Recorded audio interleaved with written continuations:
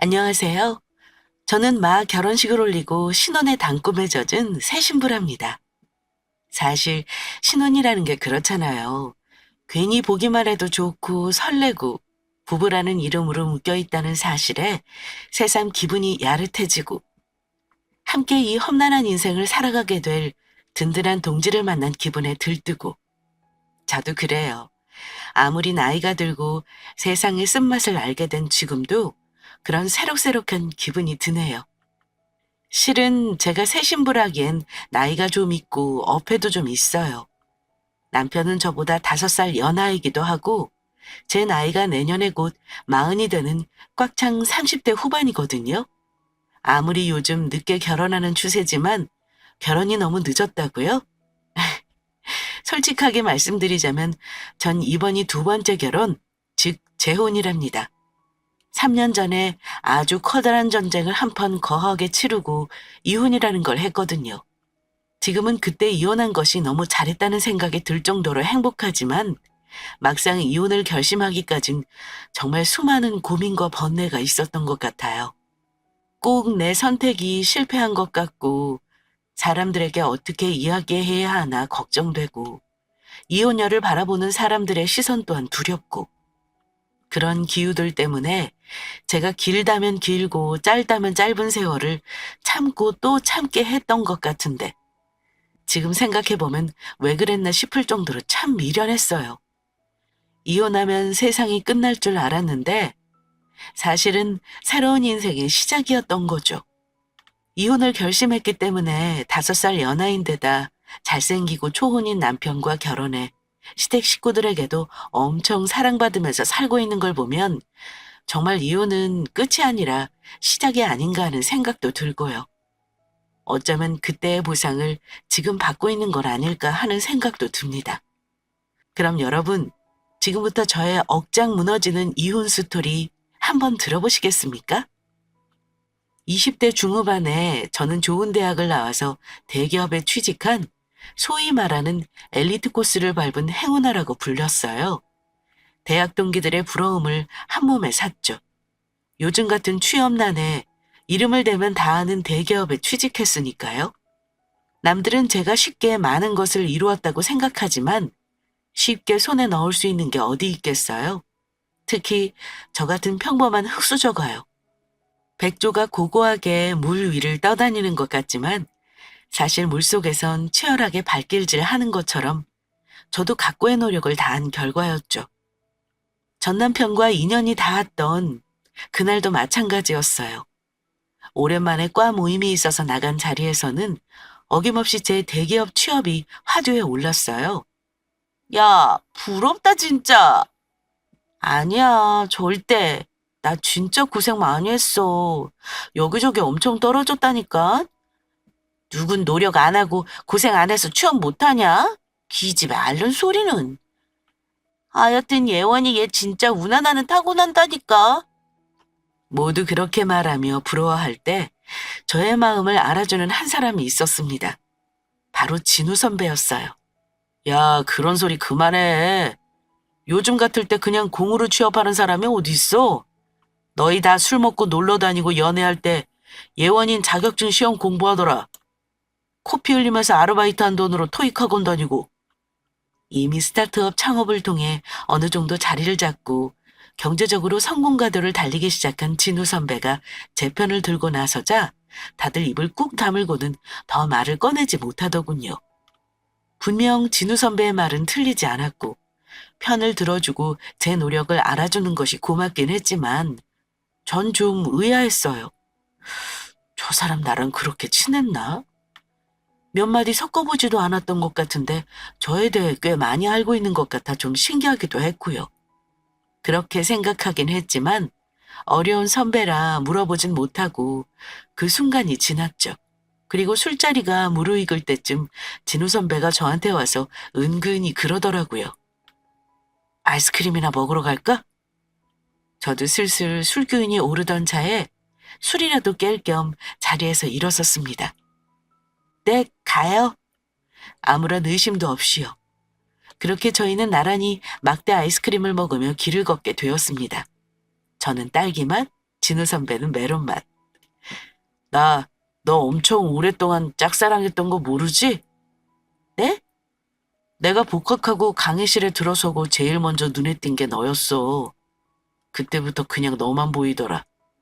너 열심히 사는 모습도 참 예뻐 보이고. 그리고 저는 그날 기습 고백을 받았고 진우 선배가 먹던 메론 맛이 나는 첫 키스까지 하게 되었답니다. 그렇게 저희는 사귀게 되었고 3년이란 시간이 지나 어느덧 결혼 약속까지 한 사이가 되었습니다. 그 당시 저는 여전히 대기업을 다니고 있었고 진우 선배의 스타트업은 꽤 큰 성공을 거두게 되었습니다. 좋은 차를 타고 좋은 옷을 입고 그야말로 성공한 청년 사업가가 된 거죠.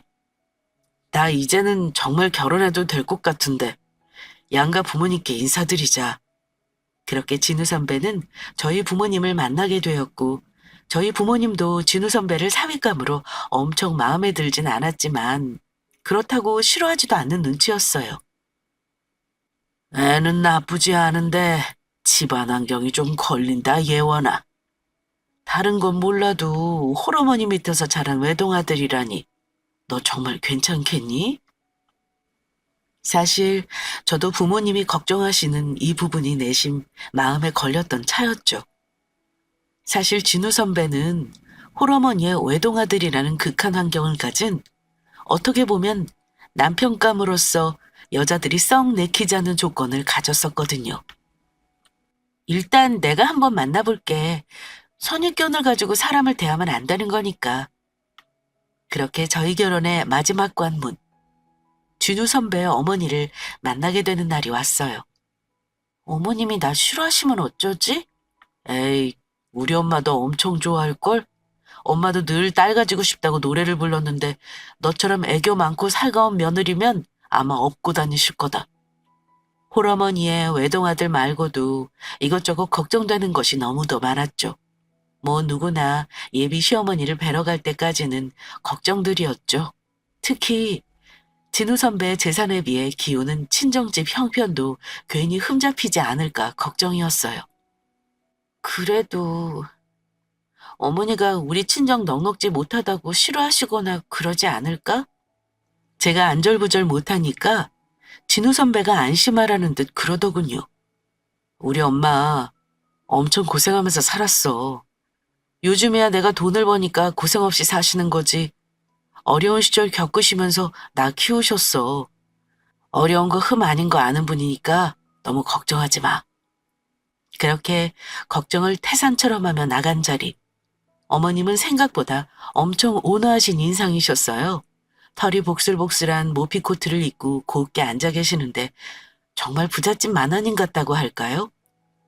진우 선배를 키우며 혼자 고생하셨다는 것이 믿기지 않을 정도로 엄청 고상해 보이셨어요. 대화는 제 걱정과는 달리 꽤 좋은 방향으로 흘러갔어요. 어색하지만 나쁘지 않은, 딱히 맘에 걸리는 것도 없는 그런 시간이 지나고 있는데 진우 선배 핸드폰이 급히 울리더군요. 나 거래처 전화. 잠깐 두 여성분들끼리 이야기 좀 하고 계세요. 라며 진우 선배가 전화를 받으며 자리를 떠나고 덩그러니 둘만 남은 자리 어머니의 본색은 그때부터 드러났죠. 그 온화하고 고운 얼굴의 시어머니는 아주 솔직하고 직설적이셨습니다. 예원아, 너 우리 아들 한 달에 얼마나 버는지 알지? 자세히는 모르고 들어서 대충만 알고 있어요. 저번 달에 입금된 돈만 자그마치 1억이다 1억. 요즘 잘 나가는 전문 직종 연봉을 한 달 만에 벌어온 애가 쟤야. 그때까지만 해도 엄마의 아들 자랑 정도로 생각한 저는 배시시 웃으며 그랬어요. 진우 선배, 아니 오빠가 대학 동기들 사이에서도 엄청 유명해요. 일찍 성공한 사람으로요. 그러자 탐탁치 않은 눈빛으로 절 바라보시던 시어머니가 물으시더군요. 너희 친정이 뭐 하신다고 했지? 그냥 조그맣게 장사하세요. 그래? 그렇다면 수입은 뻔하겠구나. 내 단도직입적으로 말하마. 무슨 이야기를 하시려나 저 긴장하며 대답했습니다. 네, 편히 말씀하세요. 제가 편히 말씀하시라고 했다고. 시어머니는 정말 편하게 말씀하시더군요. 나 내 아들 돈으로 며느리랑 며느리 친정이 호의호식하면서 사는 꼴 못 본다. 네 친정에 돈 퍼나를 생각일랑 애초부터 하지 말라는 뜻이야. 알겠니? 저는 지금 제가 제대로 들었나 제 귀를 의심했어요. 네? 못 알아들었니? 네가 내 아들 돈을 보고 결혼했든 아니든 바라지 말라는 거야. 국물도 없으니까. 정말 황당하고 어이가 없었습니다. 애초에 제가 진우 선배 돈을 보고 접근한 것도 아니고 저도 나름 남들이 부러워하는 대기업에 다니는 3년차 직장인인데 돈을 보고 결혼을 했든 남편 돈으로 호의호식 일하니요. 어이가 없어도 너무 없더군요. 저렇게 착한 가면을 쓰고 진우 선배가 자리를 비우기만을 기다렸다가 말씀하시는 것이 특히 소름이 돋았습니다. 이거 무슨 아침 드라마에서 보던 못된 시어머니 전형적인 모습이잖아요? 저는 그때 그 순간 자리를 박차고 나와 결혼을 파토냈어야 했어요. 정말 그때 그러지 못한 걸 두고두고 후회했으니까요. 굳이 이제와 변명하자면 그놈의 사랑 때문이었죠. 뭐 제가 바보였습니다. 저는 그때 정말 와락 올라오는 화를 꿀꺽 삼키며 시어머니에게 조곤조곤 말씀드렸어요. 네, 무슨 말씀인지 잘 알았어요. 걱정되시는 마음도 이해하고요. 하지만 어머니께서 걱정하실 일은 일어나지 않을 거예요. 진우 선배만큼은 아니지만 저도 돈은 조금 벌 만큼 괜찮은 직장에 다니고 있고 친정집도 그렇게 찢어지게 가난하지 않아요. 지금까지 누구한테 손 벌리고 사신 적 없는 성실한 분들이세요. 라고요. 그러자 시어머니가 가소롭다는 듯 픽 웃으시며 그러시더군요. 그래? 그 말 꼭 기억하마. 네가 그렇게까지 이야기하니 혼전계약서 같은 건 안 쓰는 거로 하마. 그때 때마침 진호 선배가 통화를 마치고 돌아오지 않았다면 정말 혼전계약서라도 쓸 기세였죠. 결혼을 앞두고 저는 이 일을 그냥 묵고할 수만은 없다는 생각이 들더군요. 그래서 집으로 돌아가는 길 진우 선배에게 어머니와의 대화 내용을 모두 털어놨습니다. 그 이야기를 다 들은 진우 선배가 아연실색하며 말하더군요. 우리 엄마가? 에이, 그런 뜻으로 한 말이 아닌데 좀 오해해서 들은 거 아니야? 그럼 내가 지금 거짓말한다는 거야? 아니, 그런 게 아니고 혹시나 말 뜻을 잘못 오해한 게 아닌가 해서. 저는 아주 단호하게 진우 선배에게 제가 결심한 내용을 말했습니다. 오해든 아니든 그런 말씀 하시는 거 좀 불쾌해. 그러니까 우리 결혼해도 돈 관리는 각자 따로 해. 진우 선배는 잠깐 서운한 기색을 보이다가 이내 저의 뜻을 받아들였습니다. 뭐 그래. 난 사실 아무래도 좋아. 부부 사이에 돈 이야기로 불편해지는 건 더 싫고. 그러니까 네가 그게 편하면 그렇게 하자.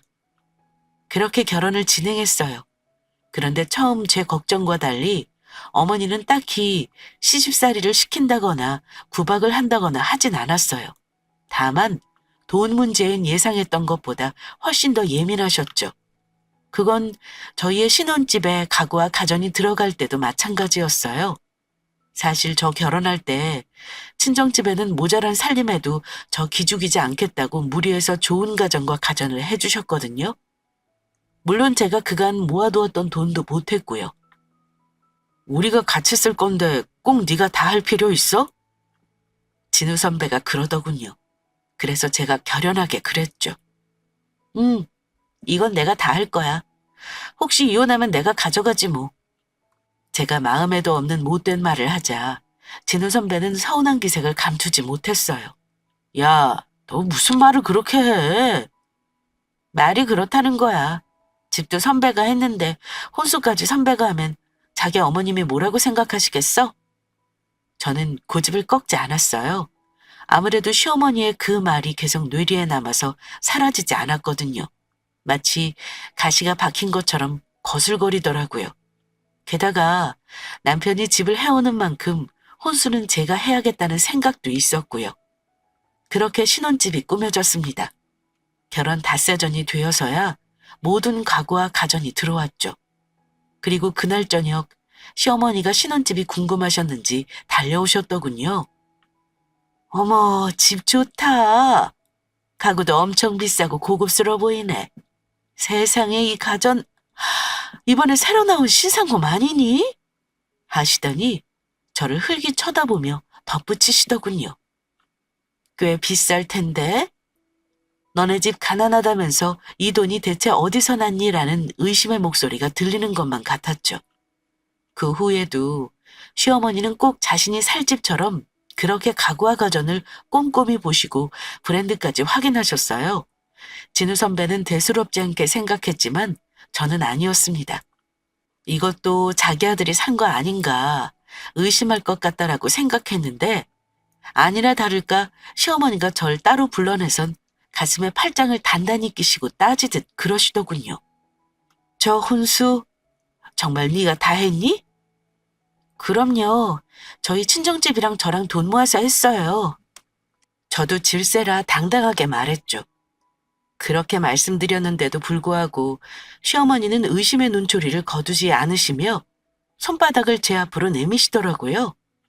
그럼 산 거 카드 명세서 좀 보자. 기가 찼습니다. 정말 이 표현 말고는 다른 적당한 표현이 없네요. 정말 말 그대로 기가 제대로 차더군요. 어머니, 제가 어머니께 거짓말하겠어요? 하며 친정집에 연락해 카드 명세서까지 모두 확인했습니다. 아주 꼼꼼하게 후라이팬 가격까지 모두 대조하신 어머니는 이거 진우한테 뒤로 돈으로 받은 건 아니지? 라고요. 어떻게 생각의 회로가 그렇게 흐르죠? 저는 황당해서 눈을 치켜뜨고 그랬습니다. 아니에요. 그래, 그럼 이번엔 믿으마. 다시 한번 말하지만 결혼했다고 재산 같이 나눠 쓰고 돈 함께 쓰는 거 아니다. 알겠니? 정말 기이하지 않을 수가 없었어요. 무슨 돈에 대한 강박도 아니고 저렇게까지 생각하시는 이유도 저렇게까지 불안해하시는 이유도 도무지 이해가 가지 않더군요. 그래서 저는 그날 밤 진우 선배에게 넌지시 물었습니다. 어머니 혹시 돈 때문에 고생 많이 하셨어? 엄마? 응, 그랬지. 진우 선배의 말은 그랬어요. 진우 선배 10살 때 시아버님이 갑자기 사고로 돌아가시고 보험금이 나왔대요. 꽤 큰 돈이었고 남겨진 두 식구가 가게 하나 차리고 걱정 없이 먹고 살 정도는 되었었대요. 그런데 그걸 진우 선배의 친할머니가 빼앗아 가셨다는 거예요. 넌 내 아들 목숨값으로 호요식하려는 건 아니겠지? 하면서요. 시어머니는 눈앞에서 말 한마디 못하고 그 돈을 빼앗겼고요. 그 후 집은 정말 가난했대요. 당장 입을 것도 먹을 것도 없었다나 봐요. 그래서 시어머니가 식당 주방에서 일하시며 진우 선배를 키웠는데 그마저도 월급이 6개월 밀리게 되고 결국 식당이 망해버렸대요. 그리 수입 없이 6개월을 버텼으니 집안 꼴은 말이 아니었겠죠. 빚도 늘어나고 너무도 궁핍해지면서 진우 선배 대학 다닐 때까지도 어머니가 엄청 고생하셨다더라고요. 우리 엄마가 입버릇처럼 그래. 내 돈은 내가 지켜야 한다고. 그 얘기를 듣고 나니 어머니가 내게 왜 그랬는지 조금은 이해가 되더군요. 누군가 큰 돈을 빼앗아가고 받을 돈을 받지 못해 아들 하나 키우며 힘든 삶을 사셨으니까요. 하지만 막상 저를 그런 파렴치한들과 같은 선상에 놓고 생각하신다고 생각하니 무척 불쾌한 마음도 들더군요. 사실은 선배, 조금 전에 저는 조금 전 시어머니와 있었던 이야기를 솔직하게 진우 선배, 아니 남편에게 털어놨습니다. 그러자 남편은 크게 놀라더군요. 그러다 좀 슬픈 표정을 지으며 그러더라고요. 처음에 우리 엄마 만날 때 있었던 일도 내 오해가 아니었구나. 어머니가 돈에 대한 트라우마가 있으셔서 그런 거구나. 이제야 좀 알겠어. 그러게. 너한테 너무 미안하고 창피한데 또 한편으론 마음이 너무 아프다. 그제야 제 말을 곧이곧대로 믿더군요. 그러면서 하는 말이 아직 널 엄마가 가족으로 받아들이지 못해서 그러시나 봐. 조금만 더 기다려줘. 우리 엄마가 널 가족으로 온전히 받아들이시면 안 그러실 거야. 정말 미안해. 그래, 노력해볼게. 저도 사연을 몰랐을 때는 그냥 이해도 안 되고 믿기만 했는데 그 이야기를 듣고 나니 시어머니를 생각하는 마음이 조금 달라지긴 하더군요. 시어머니가 절 경계하지 않게 노력해봐야겠다는 생각도 들고요. 그렇게 결혼식을 올리고 저희는 법적으로도 한 가족이 되었습니다. 그러나 시어머니는 나아지기는커녕 조금씩 더 심해지셨어요. 저희가 선물이라도 사가지고 가면 이건 누구 돈으로 산 일을 가장 먼저 물어보셨습니다. 그리고 제가 새 물건을 가지고 있는 것 같으면 이거 진우가 사줬니? 얼마 주고 사주디? 넌 그걸 또 넙죽 받았니? 라고 물으며 일일이 단속하시고 꾸중하시는 게 일상이었어요. 그래요.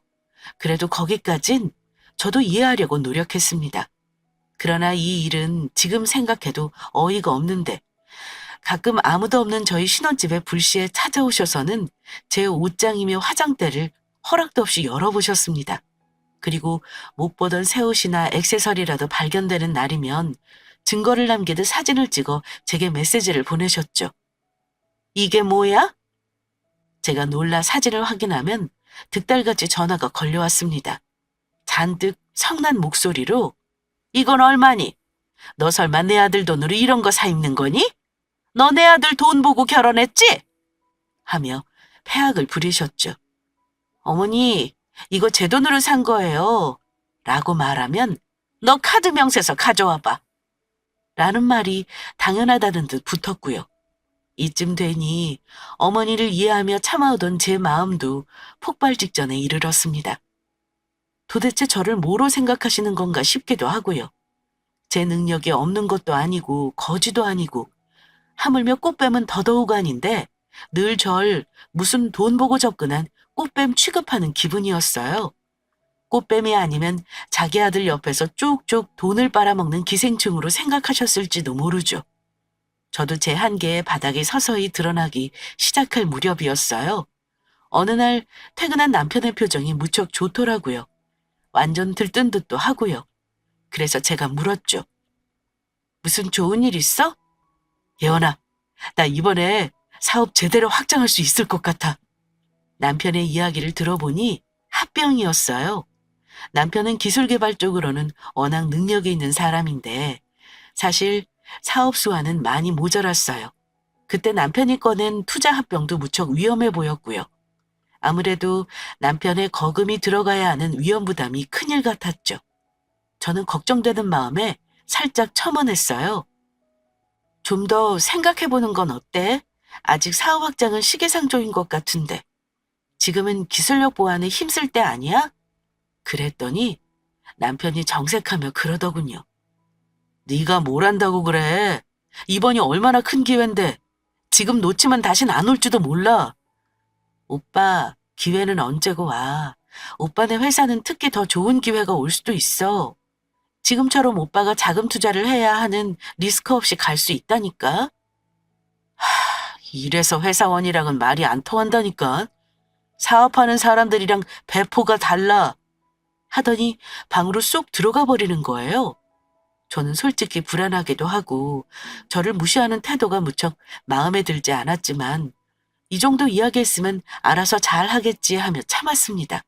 사실 그때쯤 남편이 바빠지면서 외박하기 일쑤였고 집에 안 들어오는 일도 잦았고 술을 먹고 여자 향수 냄새를 묻히고 오는 날이 많아지면서 신혼 때처럼 사이가 좋지 못했거든요.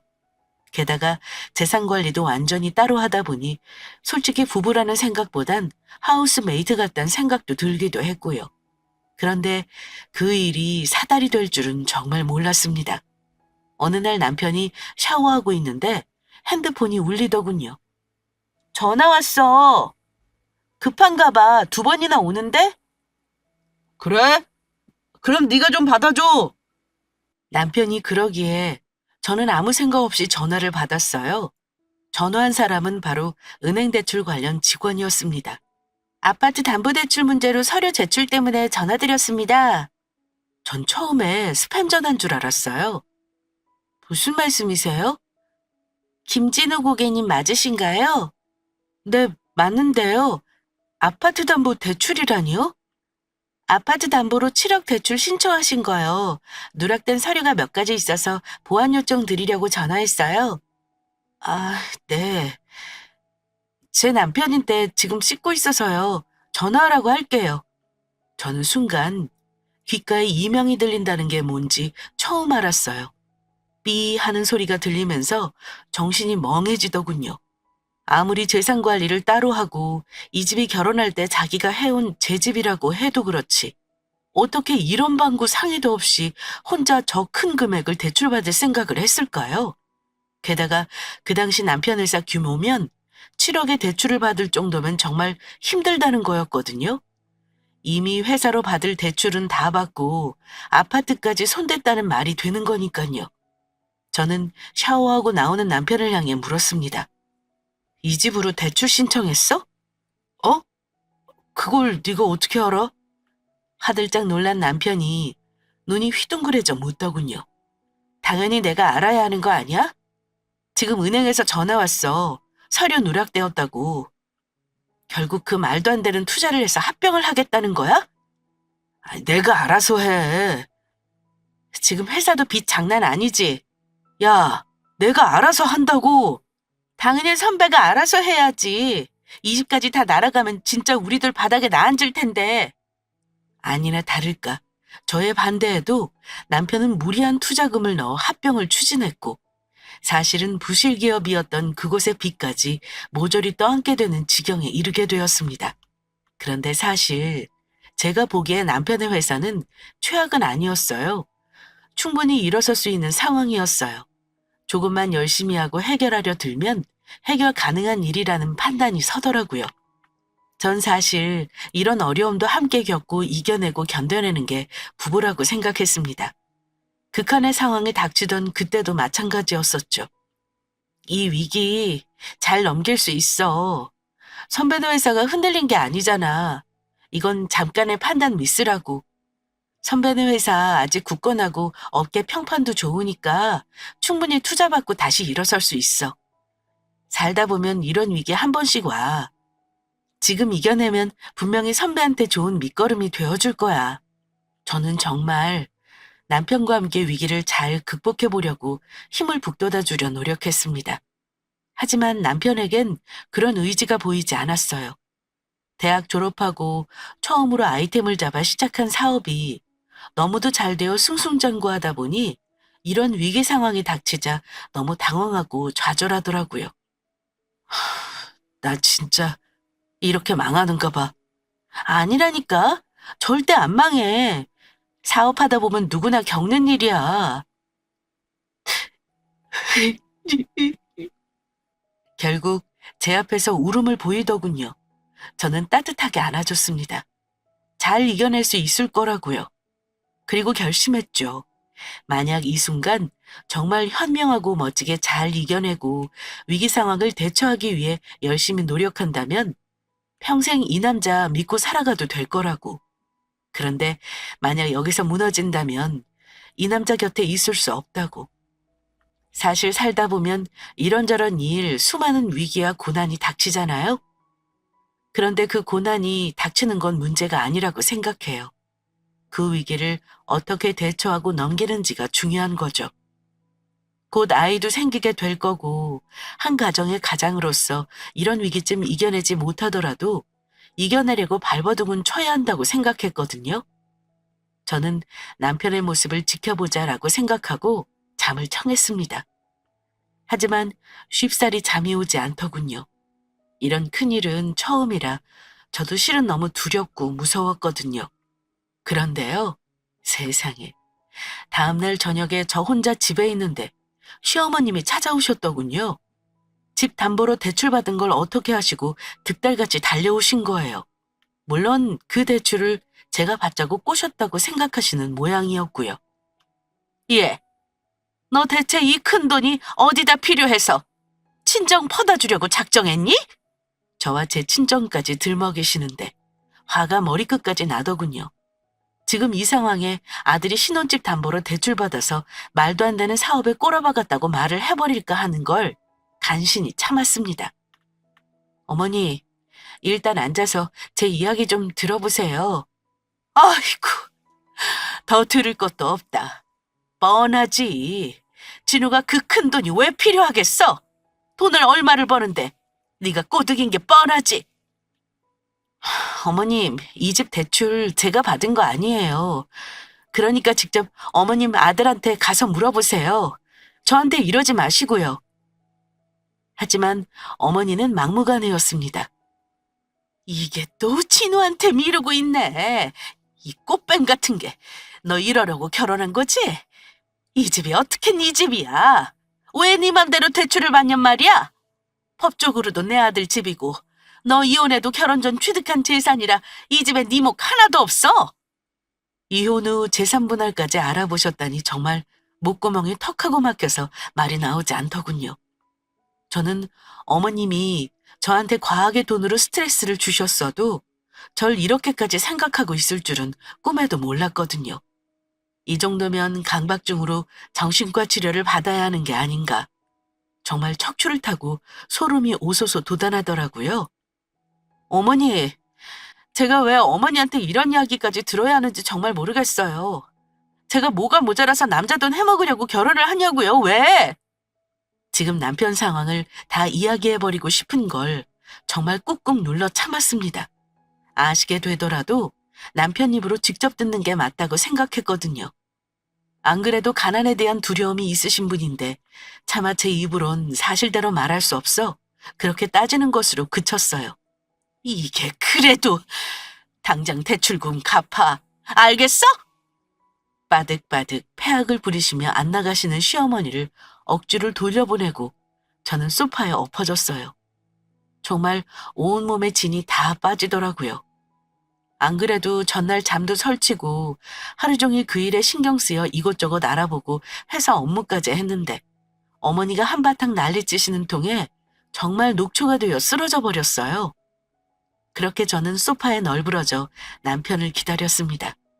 그런데 남편은 전화도 받지 않고 새벽 5시가 되어서야 술에 취해 집으로 돌아왔습니다. 그렇게 3일 연속으로 술에 쩔어 들어오는 남편을 보는데 이겨내기는커녕 아예 인생을 모두 포기한 사람 같더군요. 일 안 할 거야? 제가 답답해서 묻자 남편이 그러더군요. 다 때려치워. 그냥 좆된 거야. 좆된 거라고.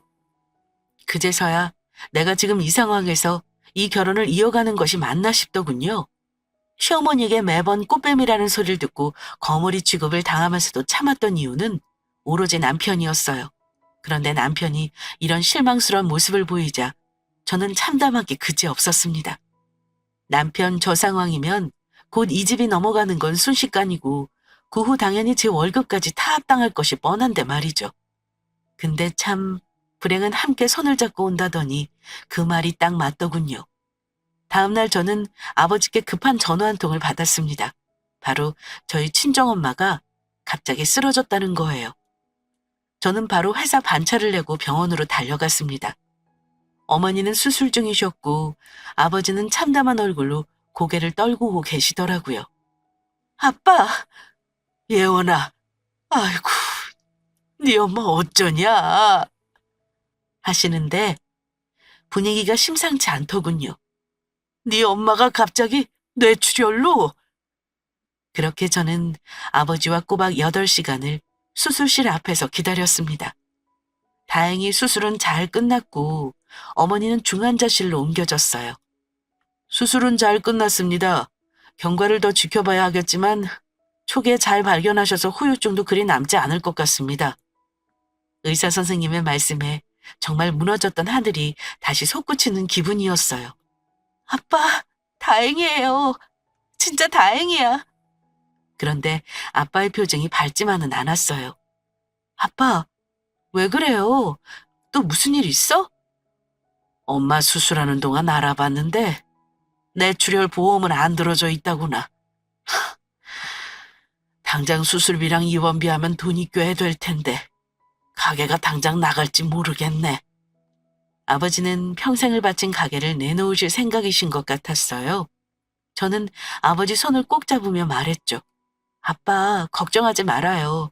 내가 모아둔 돈이 좀 있어. 어? 아이고, 그건 안 되지. 그 피 같은 돈을 어떻게 써? 싫다. 내가 알아서 할 거다. 평생 엄마 아빠가 나 키워주고 뒷바라지 해주셨는데 이 정도는 당연히 내가 하는 거야. 진짜 걱정하지 말아요. 대기업 다니는 딸이 이럴 때 좋은 거지. 저는 아버지의 만류에도 불구하고 그동안 모아뒀던 적금을 깨서 어머니의 병원비를 냈습니다. 저에겐 꽤 큰 돈이었지만 전혀 아깝지 않았어요.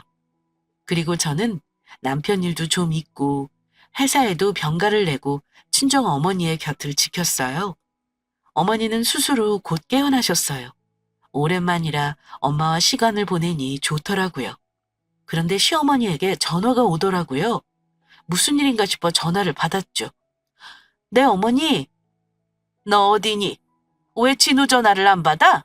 너 설마 아직 그 아파트 대출 정리 안 했니? 수화기 너머로 찢어지는 음성이 들리는데 순간 짜증이 훅 치받더라고요.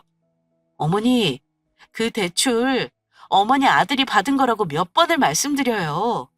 저 지금 친정엄마 편찮으셔서 병원에 있어요. 그러니까 나중에 전화 드릴게요. 뭐? 사부인이? 네. 어디가 편찮으신데? 그렇게 물어오는데 또 이럴 땐 상식적이기도 하고 그래서 솔직하게 말씀드렸어요. 뇌출혈로 쓰러지셨는데 수술하고 깨어나신 지 얼마 안 되셨어요. 어머, 괜찮으시다니? 다행이네. 네, 걱정해 주셔서 감사합니다. 보험은 잘 들어놓으셨겠지? 걱정되어 물으시나 싶어서 저는 또 솔직하게 말했어요. 아니요, 보험 안 드셔서 수술비 냈어요. 어머님도 뇌혈관 쪽 보험 잘 들어놓으셔야겠어요. 혹시 모르니깐요. 그러자 시어머니는 한동안 말씀이 없으셨어요. 어머니, 제가 대답을 기다리다 되묻자 시어머니가 착 가라앉은 음성으로 또 물으시더군요. 병원은 어디니? 병문안이라도 오시려나 싶어 병원 이름을 말씀드리며 병문안은 오실 필요 없다고 하고 전화를 끊었습니다. 그런데 2시간쯤 지났을까요? 갑자기 병실 문이 확 열리더군요. 그러고 그 열린 문으로 시어머니가 씩씩거리며 들어오셨습니다. 야! 이게 보자 하니깐! 저를 향해 소리를 빽 지르시더니 다짜고짜 제 뺨을 후려 갈기시더군요. 당연히 맞은 저도 너무 놀랐지만 병상에 누워 계신 친정엄마가 너무 놀라서 벌떡 침대에서 일어나셨어요. 아직 회복도 다 안 되어 절대 안정이 필요한 상황에 말이죠. 어머니, 지금 뭐 하시는 거예요? 너무 놀라 뺨이 아픈지도 모르겠더라고요. 시뻘개진 뺨을 부여잡고 제가 놀라 물으니 시어머니가 한다는 말이 너 내가 내 아들 돈으로 친정에 퍼다 나르지 말랬지? 너 이 수술비 누가 냈어? 내 아들 돈으로 낸 거 아니냐고! 어디서 꽃병 같은 게 시집 와가지고 탁! 이 소리가 뭐냐고요? 순간 제 이성과 인내끈이 끊어지는 소리였습니다. 엄마가 편찮으신데 대수술을 받은 환자 앞에서 딸 뺨을 후려치다니요. 이건 도저히 참을 수가 없더군요. 저도 이번만큼은 당하지만은 않았습니다. 아니요, 딱 받은 만큼 돌려줬죠. 저도 시어머니 뺨을 똑같은 강도로 세게 후려쳤어요. 쫙!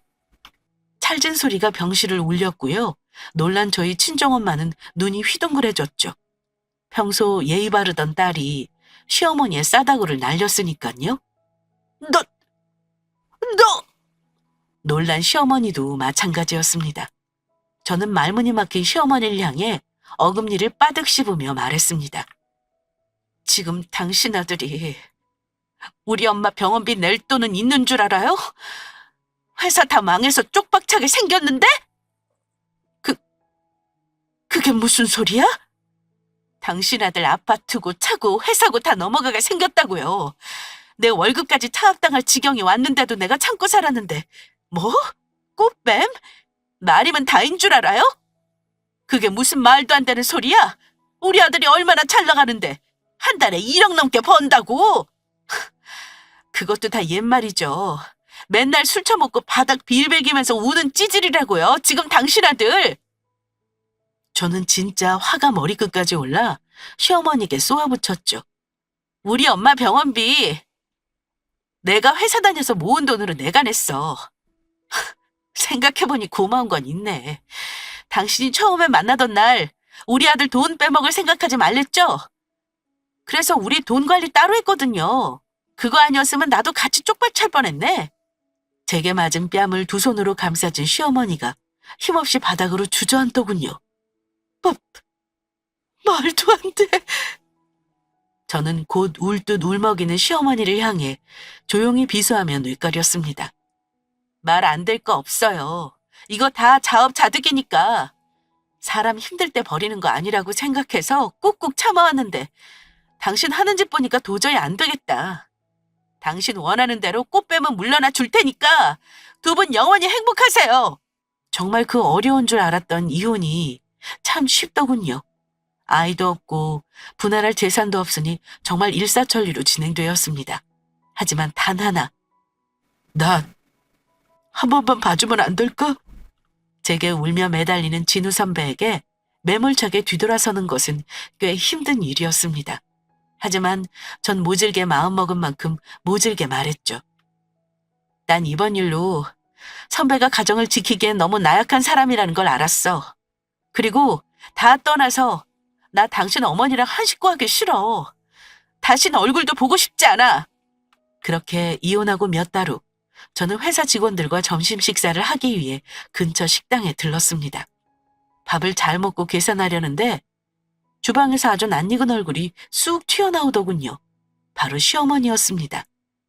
처음 보았을 때 그 기품 있고 우아한 모습은 온데간데 없고 그저 피곤에 찌든 추레한 모습으로 주방 일을 하고 계시더군요. 아들이 벌어다 준 돈으로 호의호식하며 며느리가 그 돈 빼앗아갈까봐 전전긍긍하던 그때와는 너무 판이한 모습으로요. 저는 나오는 길 사장님께 5만 원권 한 장을 건넸어요. 이거 저 주방 이모 주세요. 정예원이 주고 갔다고 전해주시고요. 그 돈을 받은 시어머니의 기분은 어땠을까요? 아직도 제가 제 아들 돈에 빨대를 꽂으려고 접근했던 꽃뱀으로 보일까요? 아니면 자신의 잘못을 조금이라도 뉘우치고 있을까요? 재혼해서 행복한 지금도 가끔 그때 생각이 나요. 그리고 생각하죠. 가만히 보면 정말 사람 팔자는 어떻게 될지 모르는 거구나라고요. 좀 있다고 없는 저희 친정 무시하던 시어머니가 그 노년의 주방에서 일을 하시는 것처럼 말이에요. 그래서 결론은 저는 지금 행복하고 그때 이혼 참 잘했다랍니다. 여러분들은 제가 용기 내서 꺼내본 제 이혼 이야기 어떻게 들으셨나요? 긴 이야기 들어주셔서 정말 감사합니다. 여러분들도 저처럼 행복하시길 간절히 빌겠습니다.